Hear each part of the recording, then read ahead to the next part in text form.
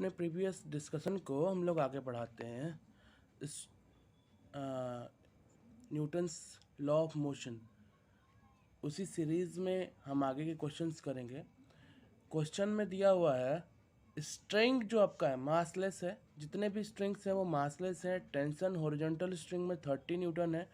आपको डब्लू निकालना है, यानी वेट निकालना है। यहाँ पे वेट हैंग किया गया है, इसका वेट डब्लू निकालना है। हॉरिजॉन्टल में आपका टेंशन कितना दिया गया है, 30 दिया गया है। तो इसका आप फ्री बॉडी डायग्राम बना लीजिए। तो ये देखिए, ये भी स्ट्रिंग है, तो ये इसको ऊपर की तरफ पुल करेगा और यहाँ पे भी एक स्ट्रिंग है, ये एक स्ट्रिंग है और एक ये स्ट्रिंग है। तो इस स्ट्रिंग का टेंशन मान लेते हैं T1 है और इसका ये 30 दिया ही हुआ है। तो इसको हम अगर आगे बढ़ा दें इस लाइन को, तो ये 30 हो गया। तो इस T को अगर हम ऊपर की तरफ लेके जाएंगे और एक इधर का कंपोनेंट लाएंगे, एंगल के साइड वाला है, तो जल्दी बोलो क्या हो जाएगा, T cos 45, और इधर क्या हो जाएगा, T sin 45। तो T sin 45 जो होगा वो हॉरिजॉन्टल को बैलेंस कर देगा। इन इक्विलिब्रियम हम क्या बोलते हैं कि सारे फोर्सेस एक दूसरे को क्या कर देते हैं, बैलेंस कर देते हैं। तो T sin 45 किसको बैलेंस करेगा, इस 30 को करेगा, क्योंकि वो इधर टेंशन क्रिएट कर रहा है ना। तो अब ये T cos 45 किसको करेगा, T cos 45 करेगा W को करेगा। W कितना, W तो फाइंड करना है। अब T sin 45 की वैल्यू रख के हम T निकाल लेते हैं। तो यहाँ से T sin 45 कितना होता है, 1/√2, दिस इज 30। तो this T is equal to what, T equal to 30√2 हो गया आपका। तो ये आपका T 30√2 हो गया। और T sin 45 किसके इक्वल है, T sin 45 आपका, T sin 45 is equal to 30। T की वैल्यू आ गई 30√2। सो W क्या है, T cos 45। तो T यहाँ पे 45 की वैल्यू रखेंगे तो आ जाएगा आपका 30 न्यूटन, यानी W भी कितना आ गया, 30 न्यूटन आ गया। स्ट्रिंग के टेंशन के ही इक्वल आ गया। नेक्स्ट क्वेश्चन है कि एक स्मूथ सरफेस पे 4 kg और 2 kg का ब्लॉक एक दूसरे से सटा कर रख दिया गया। तो 20 न्यूटन का फोर्स इस पर लगा दिया। पूछ रहा है कि इस पूरे सिस्टम का एक्सेलरेशन और इन दोनों ब्लॉक का एक्सेलरेशन क्या होगा और नॉर्मल रिएक्शन क्या होगा इनके बीच में, नॉर्मल रिएक्शन। तो इसके लिए हम क्या करेंगे, फ्री बॉडी डायग्राम बनाएंगे। कैसे बनाएंगे, देखिए क्या क्या फोर्स लग रहा है। ये 4 kg हो गया और ये 2 kg हो गया। अब पहले तो हम एक साथ सबका एक्सेलरेशन निकालेंगे 20 न्यूटन, क्योंकि ये स्मूथ सरफेस है तो यहाँ फ्रिक्शन नहीं लगने वाला। तो यहाँ पे और इसका एक्सेलरेशन इस तरफ होगा। तो न्यूटन का सेकंड लॉ क्या बोलता है कि F इक्वल टू ma, मास और फोर्स कितना 20, मास कितना, दोनों ब्लॉक का जोड़ लीजिए, 4 + 2 कितना हो गया 6 से। तो A की वैल्यू क्या आएगी, 20/6, 10/3 मीटर पर सेकेंड। अब इसका ब्लॉक डायग्राम देखिएगा। इस ब्लॉक डायग्राम को हम आगे ब्रेक कर दे रहे हैं। ये 4 kg है, ये 2 kg का ब्लॉक है। यहाँ पे ये वाला ब्लॉक इस पे नॉर्मल फोर्स लगाएगा और ये क्या करेगा, उसी के रिएक्शन के कारण इस पर भी लगाएगा फोर्स, सेम नॉर्मल फोर्स ये इस पर लगाएगा। तो अब हमें क्या करना है, हमें देखना है कि मोशन का एक फिक्स डायरेक्शन किधर है, यानी किस तरफ मोशन हो रहा है। मोशन आपका इस तरफ हो रहा है, क्योंकि फोर्स इसी डायरेक्शन में लग रहा है तो मोशन भी इसी तरफ होगा। तो हम इसको एज ए पॉजिटिव ले लेते हैं और 20 को प्लस, और ये अगेंस्ट द मोशन है तो इसलिए 20 माइनस, इस पे जो अनबैलेंस फोर्स होगा वो हो जाएगा 20 इस तरफ, 20 माइनस n, ये इस पे अनबैलेंस फोर्स इतना हो गया और ये इस पे एक्सेलरेशन जनरेट करेगा 4a। और इस पर कौन कर रहा है, n कर रहा है। n इक्वल टू क्या लिखेंगे, 2a लिखेंगे। ऐड कर दीजिए, क्या आया 20 इक्वल टू 6 है, तो a की वैल्यू 10/3। एक ये भी तरीका हो गया एक्सेलरेशन निकालने का। अब नॉर्मल निकालने के लिए n इक्वल टू क्या हो जाएगा, 2a, तो 2 इंटू 10/3 कितना हो गया, 20/3 न्यूटन। यहाँ से हमको नॉर्मल फोर्स मिल गया। अगला क्वेश्चन है कि एक फिर से स्मूथ सरफेस है और यहाँ लड़ने वाले 3 आ गए, मतलब 3 ब्लॉक में स्ट्रिंग लगा दिया गया है। एक स्ट्रिंग यहाँ है, एक स्ट्रिंग यहाँ है, और इसको एक आदमी खींच रहा है। कितना फोर्स लगाया, 14 न्यूटन लगाकर खींच रहा है। तो पूछा क्या जा रहा होगा, नॉर्मल सी बात है, एक्सेलरेशन पूछा जा रहा होगा। एक्सेलरेशन पूछा जा रहा है और इनमें स्ट्रिंग का टेंशन पूछा जाएगा। तो हम क्या करेंगे, इनका फिर क्या बना देंगे, फ्री बॉडी डायग्राम बना देंगे। तो पहले हम इस छोटे वाले का बना देते हैं। ओके, तो छोटे वाले का 1 kg इसका मास है, 14 न्यूटन इस पे फोर्स है, 14 न्यूटन। और इसमें देखिए यहाँ पे स्ट्रिंग है, तो इस पे ये पीछे की तरफ खिंच रहा होगा। यहाँ पे टेंशन T1 ले लेते हैं। अब इसको कौन पकड़ेगा, यही T1 लगेगा इधर की तरफ, ये T1 इधर लगाएगा। ये वाला इसको इधर खींच रहा है और ये इसको आगे खींच रहा है। और इसके पीछे देखिए, ये इसको खींचने वाला कौन पीछे, ये 2 है। तो इस पे लगेगा T2 और इस पे भी लगेगा T2, और जो रिएक्शन सब पे लगने वाला है नॉर्मल, उससे इस मोशन का कोई लेना देना नहीं होगा। क्यों नहीं होगा, क्योंकि नॉर्मल तो इसको ऊपर ढकेलेगा और ये इसको नीचे ढकेलेगा, फोर्स को ग्राउंड को, दोनों तो बैलेंस हो जाएगा। तो मेन जो डिस्टर्बिंग एलिमेंट है वो है टेंशन। तो हम सारे रिएक्शन को लिख लेते हैं यहाँ से यहाँ तक। देखिए सारे इक्वेशंस लिखते चलिए। 14 माइनस T1 इक्वल टू इसका, इस पूरे ब्लॉक का जो मास है 1, इसका 1, एक्सेलरेशन सबका ये मान लेते हैं। और इसमें देखिए T1 आगे T2 पीछे, T1 माइनस T2 कितना हो गया, इसका मास है 2a और इसके ऊपर कौन सा लग रहा है, T2 इक्वल टू इसका मास है 4a। ऐड कर दिया तो ये कितना हो गया, 4 + 2 + 1 7a। और यहाँ देखिए T1 cancel, T2 cancel, 14, a की वैल्यू 2 मीटर पर सेकेंड स्क्वायर। अब यहाँ से T2 फटाफट निकाल लीजिए। T2 कितना होगा, 4 × a, यानी कि 4 × 2 दैट इज़ 8 न्यूटन। अब यहाँ से T2 की वैल्यू रख देते हैं, T1 minus T2 equal to 2a, तो T1 minus 8 equal to 2 into acceleration कितना आया था 2, तो 2 कर दिया, तो T1 equal to 8 + 4 that is 12 newton. तो सारे फोर्सेस हमारे निकल गए।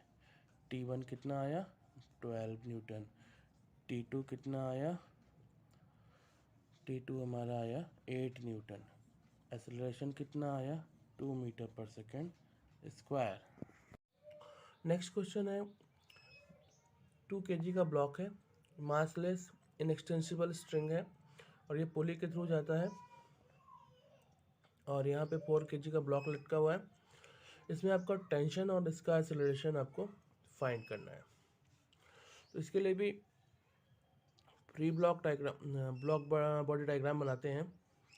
फ्री बॉडी डायग्राम में इसके ऊपर क्या लगेगा, नॉर्मल फोर्स लगेगा, नीचे इसका वेट लगेगा, कितना होगा 2 × g, और इधर क्या लग रहा, टेंशन, क्योंकि ये बैलेंस कर जाएगा। इसका ये फ्रिक्शनलेस सरफेस है और इधर इस वाले ब्लॉक का बनाए तो ये टेंशन हो गया, और नीचे 4g ये इसका वेट हो गया। ओके, और एक्सेलरेशन किधर है? नीचे की तरफ। इसका किधर है? इधर की तरफ। अब सारे क्वेश्चन हम लिख डालते हैं। तो इस पे जो अनबैलेंस फोर्स है वो है ये टेंशन। तो टेंशन क्या करेगा? इसको एक्सेलरेट करेगा। तो इसका एक्सेलरेशन में लिख दिया 2a, एक इक्वेशन बना।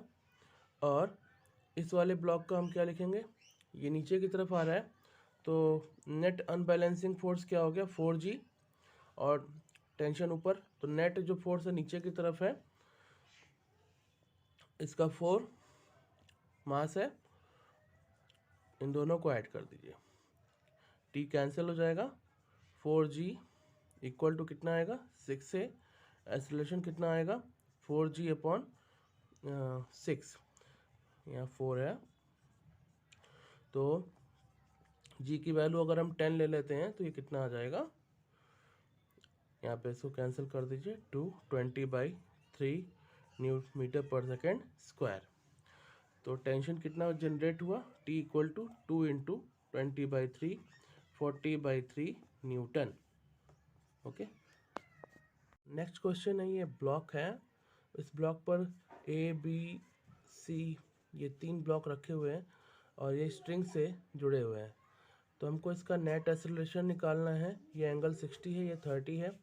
A का मास 1 kg, इसका B का 3 kg है और C का 2 kg है। तो ये किस तरफ मूव करेगा और इसका एक्सेलरेशन क्या होगा और स्ट्रिंग में टेंशन्स कितने होंगे ये निकालने हैं। तो हमें सिर्फ एक बॉडी का बनाना है। जैसे ए का हमने ले लिया, एक ए के ऊपर देखिए यहाँ से इसका जो स्लोप है वो थोड़ा ज़्यादा है, तो इस तरफ गिरने की संभावना ज़्यादा रहती है। और यहाँ पे देखेंगे तो हम यहाँ से इसका वेट नीचे की तरफ वर्टिकली डाउनवर्ड निकालेंगे। और ये एंगल कितना होगा? ये हमने बताया था कि जितना यहाँ आता है वही एंगल यहाँ पे आता है, 60 डिग्री आता है। और इस तरफ वाला कंपोनेंट क्या होगा? mg cos 60 होगा। और इधर इसके परपेंडिकुलर नॉर्मल होगा। और इधर क्या होगा? इसका इधर टेंशन पीछे की तरफ होगा। और इस तरफ क्या होगा? इसका वेट का साइन कंपोनेंट होगा। तो इस तरीके से करते हुए हम इन दोनों ब्लॉक को पहले लिख लेते हैं। पहले ब्लॉक का यानी ए ब्लॉक का अगर कंसीडर करें तो क्या आएगा? इस तरफ इसका mg यानी ए की वैल्यू 1 है, तो हम लिखेंगे 1g साइन 60। और इसी तरफ एक और फोर्स इसका आएगा, कितना होगा? या सिर्फ ए का कर लेके करते हैं, ठीक है। ए पर क्या है? टेंशन होगा T1, तो यहाँ पर मैं लिख दिया -T1 इक्वल टू 1 इंटू ए। एक इक्वेशन बना दिया। अब दूसरे ब्लॉक बी को ले रहे हैं। इस ब्लॉक बी को ये वाला ब्लॉक पीछे की तरफ खींच रहा है। इसमें पे टेंशन क्या होगा? T1, और पीछे की तरफ क्या होगा? T3 होगा, लेकिन ये आएगा नीचे की तरफ। तो हम इस पर जो नेट अनबैलेंस फोर्स देख रहे हैं वो क्या क्या होगा? एक इसका इसके वेट का इस तरफ का कंपोनेंट लेंगे mg साइन थीटा, और इधर की तरफ लेंगे टेंशन। तो इस पर क्या लगा? इसका वेट हमने कितना लिया था? बी का मास है 3 kg, तो इसका वेट क्या होगा? 3g sign 60। और इस पर टेंशन किधर लग रहा है? बी वाले पर टेंशन किधर लग रहा है? पीछे इस तरफ।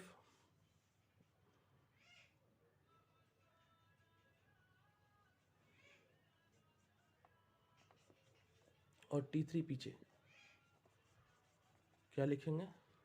3a। इक्वेशन 2। अब हम इस ब्लॉक पे आते हैं, इस साइड वाले ब्लॉक पे आते हैं।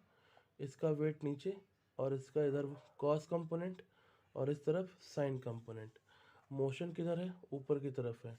तो मोशन जब ऊपर की तरफ है तो हम इसका नेट अनबैलेंस फोर्स किधर लेंगे? ऊपर की तरफ लेंगे। तो इसमें जो टेंशन है वो ज़्यादा होगा। तो T3 ऊपर की तरफ, इधर की तरफ मोशन है, तो हम इसको T3 को जो प्लस में लेंगे। T3 माइनस क्या लिखेंगे? इसका हमने मास कितना लिया था? C का 2 kg लिया था, तो क्या लिखेंगे? 2g साइन 30 30 30 क्यों? क्योंकि यहाँ का एंगल 30 है। ओके, और इक्वल टू क्या लिखेंगे? 2a। ये 3 इक्वेशन बन गए। इनको हमको क्या कर देना है? प्लस। ये देखिए T1 से T1 कैंसिल हो जाएगा, T3 से T3 कैंसिल हो जाएगा, 1 3, ये 1 + 3 4g साइन 60 हो गया, 4g साइन 60 माइनस ये कि 2g बच रहा है, 2g साइन 30 बच रहा है, इक्वल टू 3 2 5 और 1 6 से हो गया। तो कितना आएगा?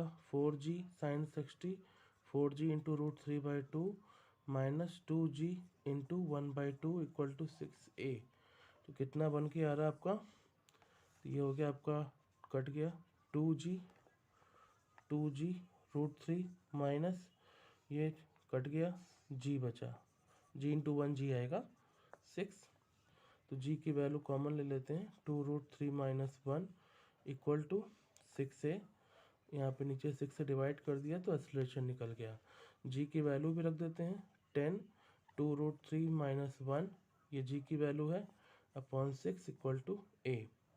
यहाँ पे 2 से काट दिया, 2 5 जा 2 3 जा करके काट दिया। तो a की वैल्यू आ गई फाइनली 6 2√3 माइनस 1 अपॉन 3। अब हमारा टारगेट किस पे है? हमको सबसे पहले T3 निकालना आसान पड़ेगा इस इक्वेशन से। इस इक्वेशन से T3 निकाल लीजिए। तो T3 minus 2g sign 30 equal to 2a है। तो T3 कितना आ जाएगा? 2a प्लस 2g साइन 30 आ जाएगा। और 2a की वैल्यू हमने निकाल रखी है 6 इंटू 2√3 माइनस 1 अपॉन 3। ये हो गया आपका टी, ये इसकी वैल्यू हो गई, a की वैल्यू हो गई प्लस 2g साइन 30 है तो 2g इंटू 1/2। g की वैल्यू यहाँ पे आप रख सकते हैं, ये आपका 10 हो जाएगा। तो यहाँ से आप T3 की वैल्यू निकाल सकते हैं। T3 कितना आएगा? 12, यहाँ से इसको कैंसिल कर दीजिए 2, तो ये हो गया 4, 2√3 माइनस 1 और यहाँ पे कितना हो जाएगा? 10। तो ये T3 आपका कैलकुलेट हो गया। अब इसको चाहे तो आप इसको सॉल्व करेंगे तो आएगा 8√3 माइनस 4 प्लस 10 कितना हो गया? 8√3 माइन, यहाँ पे 10 में से 4 गया 6 बचा। ये आपका T3 हो गया इतना न्यूटन। T3 जब निकल जा रहा है तो यहाँ पे जब हम T3 की वैल्यू रखेंगे, T3 रखने के बाद हमको क्या मिल जाएगा? T1 मिल जाएगा। ठीक है, हाँ T1 मिल जाएगा। हमने T2 का नोटेशन लिया नहीं कहीं, इसलिए उसकी ज़रूरत ही नहीं है। ओके,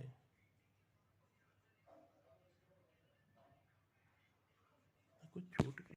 हमने T3 कैलकुलेट कर लिया तो T2 भी निकल जाए। T2 तो हमने लिया नहीं, भूल गया मैं, तो T2 के जगह पर T3 लिख दिया था। तो आप क्या करें, T3 निकाल लिया हमने, T3 कह लें या T2 कह लें, एक ही चीज़ है। तो T3 निकाल लिया तो T1 भी निकल जाएगा। तो आप उस जो नॉन इन्फॉर्मेशन है पहले क्वेश्चन में रख दीजिए, आपको T1 मिल जाएगा। तो जब आपने A निकाल लिया, T3 निकाल लिया तो T1 भी कैलकुलेट कर लीजिए। एक पोर्शन मैं आपके लिए छोड़ रहा हूँ। अब हम मैथ के क्वेश्चंस को लेते हैं। A fair coin is tossed 2019 times, probability of getting at least 110 heads is 1/2, 1/4, 1 by this and 1 by this।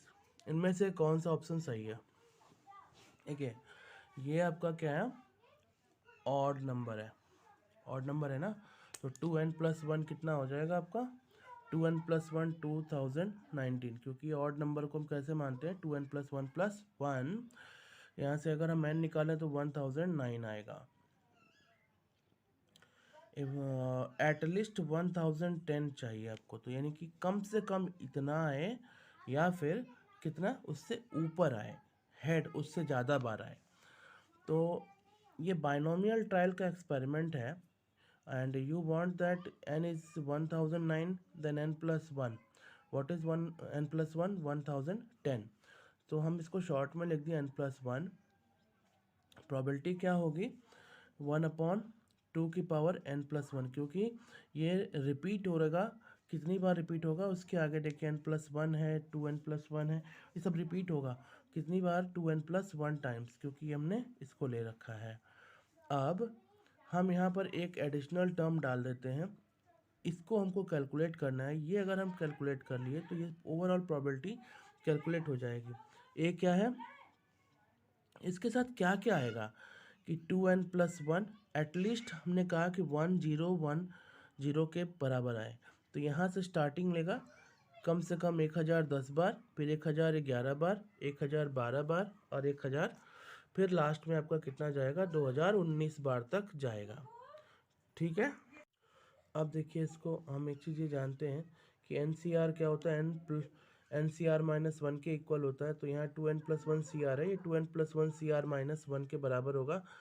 अब हम इसी सीक्वेंस को रिपीट करके लिखेंगे एक बार, 2n+1 C0, यहाँ एक सेकेंड, 2n, यहाँ पे देखिए क्या था हमारा सीक्वेंस, इसमें से इसको सब्ट्रैक्ट करेंगे तो क्या आएगा n+1, इसको सब्ट्रैक्ट करेंगे तो क्या आएगा n-1।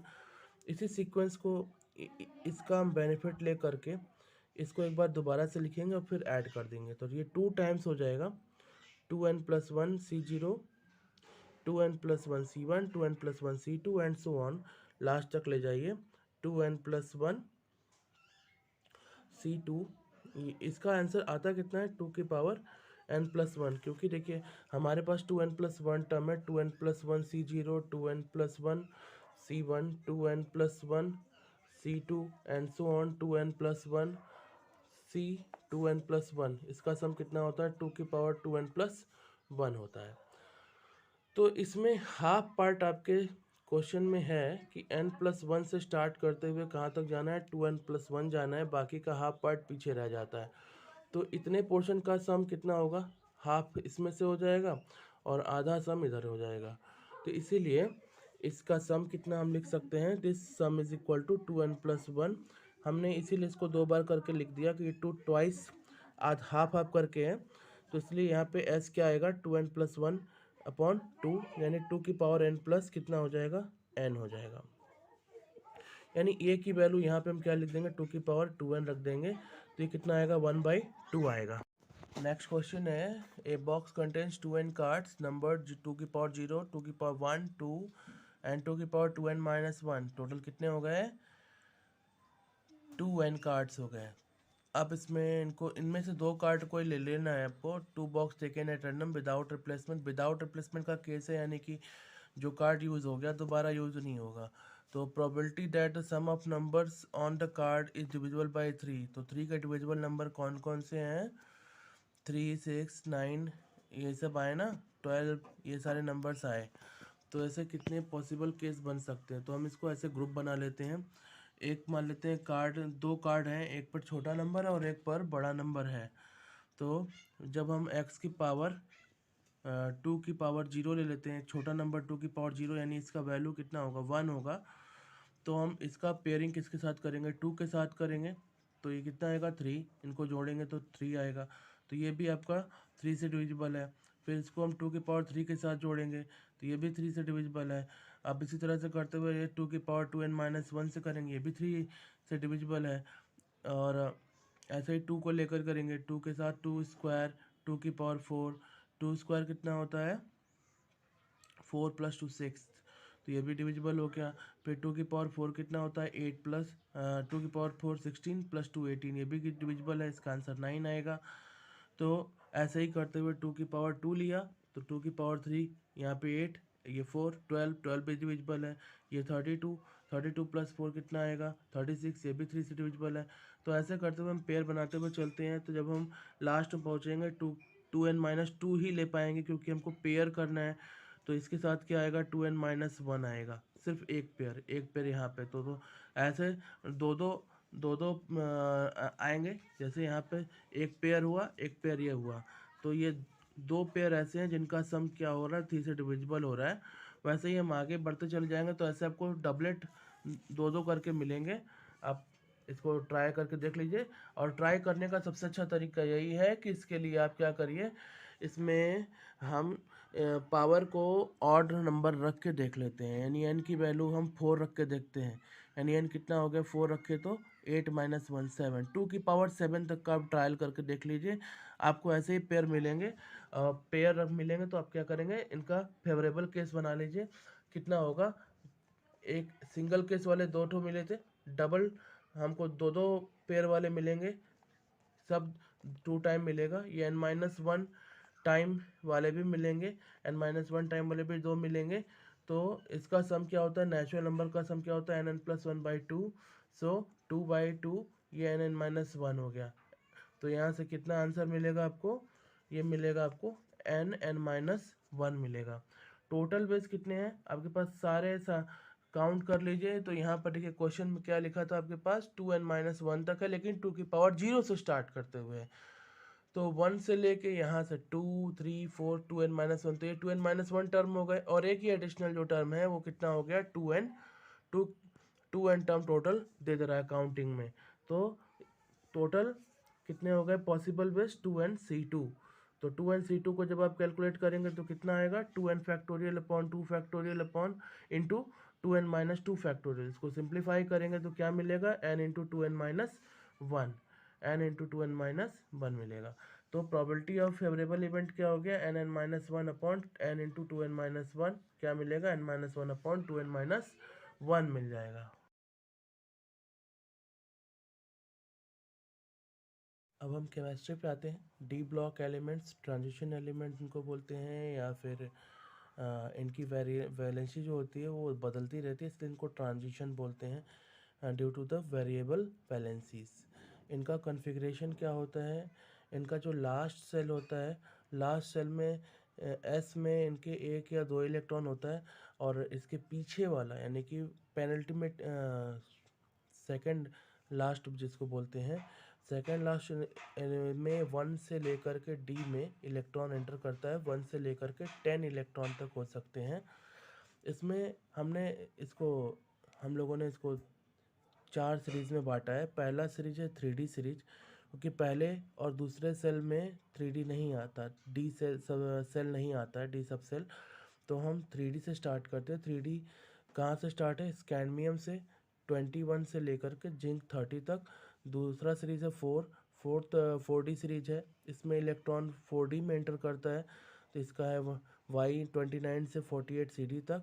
और इसके बाद है 3rd सीरीज है 5D सीरीज है, लैंथेनम से 57 से 80 मरकरी तक है। और इसके बाद आपका कहाँ से कहाँ तक है, ये आपका एक्टिनियम 89 से लेकर 104 गोल्ड तक जाता है, और आगे ये UUB यानी अनबिलियम तक जाता है। एटॉमिक नंबर की बात करें, पहले सीरीज़ की बात करते हैं। इसमें 21 से स्टार्ट है, इसके 3D में 1 इलेक्ट्रॉन है। 22 टाइटेनियम है, इसमें 3D में 2 इलेक्ट्रॉन है। और ऐसे करते हुए हम जब जिंक तक पहुंचते हैं तो इसमें 3D में 10 इलेक्ट्रॉन हो जाते हैं। अब देखिए इसमें थोड़ी प्रॉपर्टी में वेरिएशन इसलिए मिलता है, देखिए इधर के जो एलिमेंट्स होंगे शुरू के, वो तो वेरिएबल वैलेंसी शो करेंगे, उनकी प्रॉपर्टी भी ट्रांजिशन जैसी होगी, लेकिन ये जो लास्ट में जिंक आ रहा है इस ग्रुप में, वो इनसे एकदम अलग प्रॉपर्टी शो करता है। कारण क्या है, क्योंकि इसमें सारा का सारा डी सेल पूरा भर गया है। जब फुल फिल्ड सेल होता है तो उसकी प्रॉपर्टी बिल्कुल अलग हो जाती है, ये इन रिएक्टिव हो जाता है, इतना अच्छा रिस्पॉन्स नहीं देता जैसे कि ये सब दे रहे हैं। इनकी वैलेंसी चेंज हो रही है, इनके अकॉर्डिंगली ये नहीं देता। इसकी प्रॉपर्टी कुछ पी या एस जैसा, एस सेल जैसे, या एस ब्लॉक इलेक्ट्रॉन देखिए जिंक, कैडमियम, मरकरी, गोल्ड, इन सब का जो डी सेल है वो पूरी तरह से भरा हुआ है, इसलिए इनकी जो प्रॉपर्टी होती है टिपिकल ट्रांजिशन एलिमेंट जैसी नहीं होती है कि ये वेरिएबल वैलेंसी शो करे।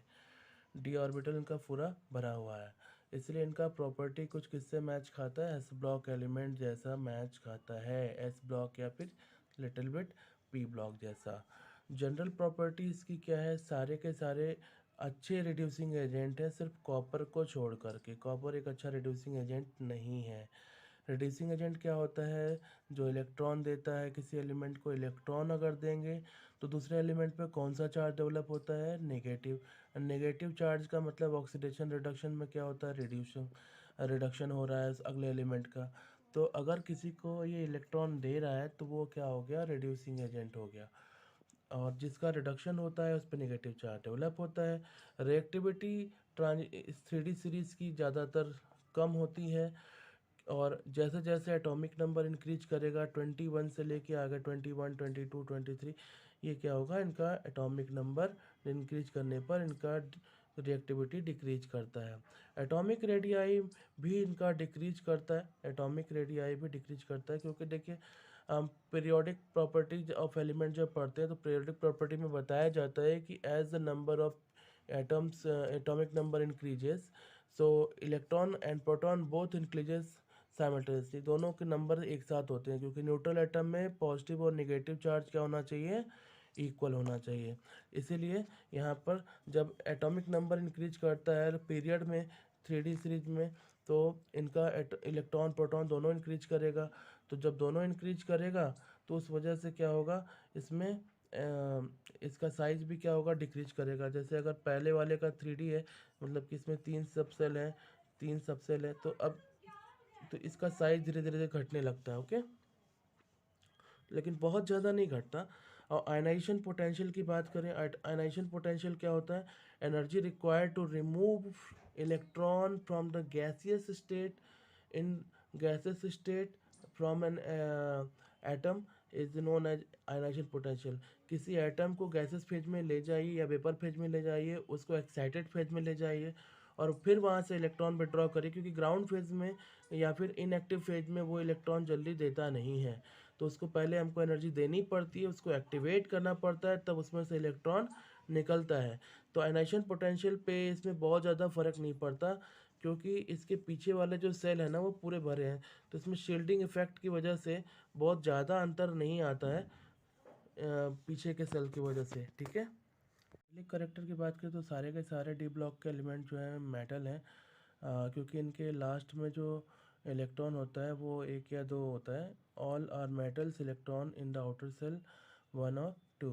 आउटर सेल में एक या दो इलेक्ट्रॉन होते हैं, मैंने शॉर्ट में लिखा है, आपको समझ में नहीं आएगा। हार्ड, ये हार्ड होते हैं, मेलिएबल होते हैं, डक्टाइल होते हैं, ये भी मेटल ही हैं, तो hard, malleable and ductile. Good conductors of heat and electricity, क्योंकि सारे के सारे मेटल हैं तो अच्छे कंडक्टर और होंगे हीट और इलेक्ट्रिसिटी के। और इनकी कंडक्टिविटी का ऑर्डर क्या है, silver, copper, gold and aluminium. सबसे बढ़िया कौन सा है, सिल्वर है। तो इसमें क्वेश्चन बनता है आप लोग का कि सबसे बढ़िया कंडक्टर कौन सा है, तो सिल्वर होगा। लेकिन सिल्वर के वायर क्यों नहीं बनाए जाते हैं, क्योंकि इसका कॉस्ट ज़्यादा है, इसकी कॉस्ट और कंडक्टेंस अच्छी होने के कारण ये जल्दी बहुत ही सॉफ्ट भी होता है, इसके वायर जल्दी टूट जाएंगे, इससे कोई फ़ायदा नहीं है। कॉपर भी अच्छा कंडक्टर है, इसलिए इसके जगह पर ये इसका इस्तेमाल किया जाता है। थोड़ा सा रेजिस्टेंस इसका सिल्वर के कंपैरिजन में ज़्यादा होता है, सिल्वर का रेजिस्टेंस कम होता है, तो इसमें एनर्जी लॉस कम होगा, लेकिन इसमें थोड़ा ज़्यादा होगा। Due to the cost effect हम इसका वायर बनाते हैं। ठीक है, फिर गोल्ड का नहीं बना सकते, गोल्ड का नहीं बना सकते क्योंकि गोल्ड तो बहुत ही कॉस्टली है। और एलुमिनियम का बनाते हैं या फिर कॉपर का। तो जो हम ऊपर पोल्स पे देखते हैं वायर्स वगैरह, तो वो इन्हीं दोनों के ज़्यादातर मिलते हैं। और एटॉमिक साइज की बात करें तो एटॉमिक रेडियाई इनका जो रहता है वो आयनिक रेडियाई और एटॉमिक रेडियाई वो छोटा होता है, एस ब्लॉक एलिमेंट से छोटा होता है, क्योंकि एस ब्लॉक के लास्ट सेल में एक या दो इलेक्ट्रॉन होते हैं। एक इलेक्ट्रॉन वाले किस ग्रुप में आते हैं, फर्स्ट ग्रुप में आते हैं। दो इलेक्ट्रॉन वाले किस ग्रुप में आते हैं, सेकेंड ग्रुप में आते हैं। तो उनमें एक या दो ही इलेक्ट्रॉन होते हैं, इसलिए उनका साइज रिलेटिवली इससे बहुत बड़ा होता है। तो इनका साइज कंपैरिजन अगर हम देखें तो स्कैडमियम से क्रोमियम तक इनकी रेडियस जो है डिक्रीज करती है, क्योंकि लगातार इसमें इलेक्ट्रॉन इंक्रीज करते हैं। मैंगनीज और निकल से कांस्टेंट रहता है। इसका कारण ये है कि पीछे के जो इलेक्ट्रॉन होते हैं, वैलेंस इलेक्ट्रॉन, वो थोड़ा सा सिल्टिंग इफेक्ट क्रिएट करते हैं। कॉपर और जिंक का रेडियस जो होता है, कॉपर से लेकर जिंक तक रेडियस क्या करता है, इंक्रीज करता है। अब इसके रीजंस जो हैं आगे अगले नेक्स्ट वीडियोस में क्लियर करेंगे आपको। इन +2 सीरीज की अगर बात करें, जो एलिमेंट्स होते हैं इसके, जो +2 +3 वैलेंसी शो करते हैं, तो उसमें कॉपर जो होता है उसका +2 सीरीज में सबसे छोटा साइज होता है। ये इसका की पॉइंट है, वो हम आपको आगे का चीज़ इंपॉर्टेंट अगले क्लास में हम बायो में आते हैं, जेनेटिक्स पे हम आते हैं, जूलॉजी का ब्रांच है। और जूलॉजी बॉटनी दोनों में इसकी स्टडी काम आती है, क्योंकि वेरिएशन हेरिडिटी दोनों में आपको देखने को मिलेगा। जेनेटिक्स वर्ड इसको इस्तेमाल किया था किसने? W.B. अटेसन ने, डब्ल्यू बटेसन ने यूज़ किया था। फादर ऑफ मॉडर्न जेनेटिक्स है ये। ब्रांच ऑफ बायोलॉजी है जिसका इस्तेमाल हम करते हैं हेरिडिटी और वेरिएशन की स्टडी करने में, ठीक है। हेरिडिटी क्या होता है? जेनेटिक मटेरियल का पेरेंट्स या फिर फोरफादर से बच्चों में आना, नेक्स्ट टू नेक्स्ट जनरेशन में आके ट्रांसफ़र होते चले जाना। ऑफस्प्रिंग मतलब बच्चे होते हैं, और फोरफादर या फिर जैसे हम कहते हैं ग्रैंडफादर, ग्रैंडमदर, या फिर आपकी दादी, नानी, और इधर मौसी, मामा, या फिर नाना, नानी, इनमें से किसी से कोई कैरेक्टर आ जाता है, क्योंकि कोई ना कोई कैरेक्टर कहीं ना कहीं जाके आगे उभरता है। Individuals of some species differences. अब जैसे कि एक ही स्पेसीज है, एक ही प्रजाति है, उसमें कुछ न कुछ वेरिएशन आपको ज़रूर दिखेगा, डिफरेंस ज़रूर दिखेगा। इसको हम क्या बोलते हैं? वेरिएशन देखते हैं। जैसे कि एक ही पेरेंट के भाई मतलब बेटे और बेटी हैं, तो लेकिन भाई और बहनों में क्या होता है? थोड़ा थोड़ा सा अंतर रहता है, या तो फेस में, कान की बनावट में, आँख के बनावट में, या फिर फॉरहेड की बनावट में, चिन की बनावट में कुछ ना कुछ वेरिएशन आपको ज़रूर दिखेगा। और इसका कॉज क्या होता है? Due to crossing over.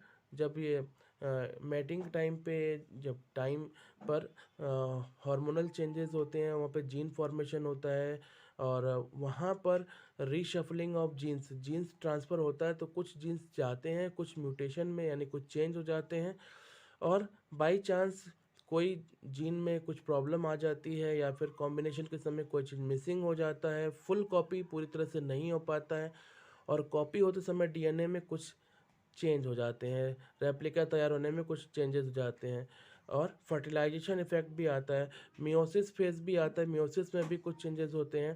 अब हम आते हैं क्लासिफिकेशन में आते हैं। क्लासिफिकेशन किस में करते हैं? इम्पैक्ट देखते हैं कि क्लासिफिकेशन में किस चीज़ का इम्पैक्ट पड़ता है। कुछ यूज़फुल होते हैं, कुछ न्यूट्रल होते हैं, कुछ हार्मफुल होते हैं।